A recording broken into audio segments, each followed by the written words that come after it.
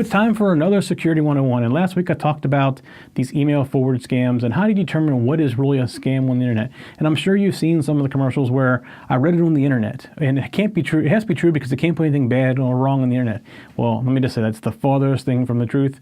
The internet is where everything that shouldn't be actually exists. There's a lot of good in the internet too. Don't get me wrong. I'm not trying to steer you away from the internet, but you really have to think about what you're doing when you're on the internet, and I basically follow the thing, don't trust anybody that you've met or done on the internet. In fact, if you've ever seen, it's a great show, by the way, it's called Catfish. It's about people who are doing online dating and they're communicating with people that they actually never met.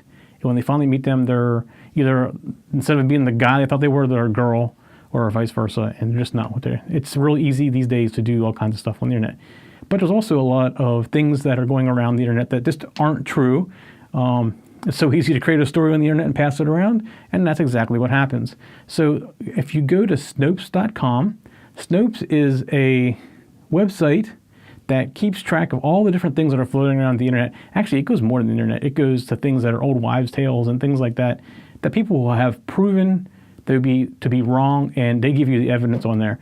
Now, I've seen things on Snopes that also is very weak as far as their evidence goes. It still makes it kind of questionable. So it's not like a, yes, that's correct. Snopes is not a, this is correct. This is where a site where people can put in things that try to show you why it's true or not true in either case. So that's all I want to tell you this week is when you get something that seems to be, it could be true, go check out Snopes.com first.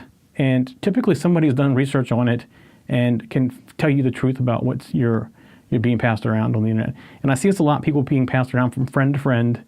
Like, oh, check this out, I'll forward this to you, and go, things like that. So it's like a rumor database kind of thing. So I would recommend definitely go check out Snopes. That's what I want to tell you this week is just be careful and do some research, and don't trust everybody on the internet. It's very, very good to go check out things. Again, Snopes.com.